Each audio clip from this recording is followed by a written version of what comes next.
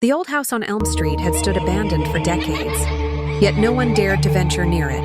Locals whispered about the third window on the upper floor, a place of inexplicable fear. By day, it appeared ordinary, but by night, under the pale glow of the moon, something sinister came alive. Lila, a curious journalist, was drawn to the mystery. Armed with a camera and flashlight, she arrived one evening, determined to uncover the truth. The air was unnaturally cold as she approached the house, her footsteps crunching on the overgrown path. Her gaze was pulled upward to the third window.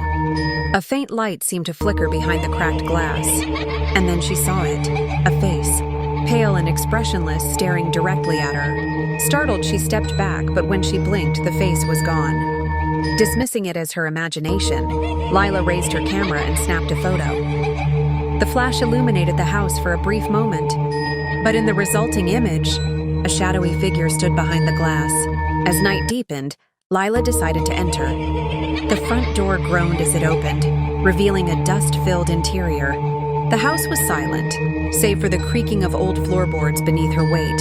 She climbed the stairs, her flashlight beam trembling. The air grew heavier with each step toward the room with the third window. When she reached it, the door was ajar. Pushing it open, she was met with an empty room. The window stood at the far end, its cracked glass reflecting the dim moonlight. Lila approached cautiously, reaching out to touch the glass. A sudden chill shot through her hand as she noticed faint fingerprints smudged on the inside, impossibly small like those of a child. Then she heard it, a soft tapping from the other side of the glass. Her breath caught as she leaned closer. The tapping grew louder, more insistent. And then a whisper, "Help me." In the reflection of the glass, she saw a figure standing behind her.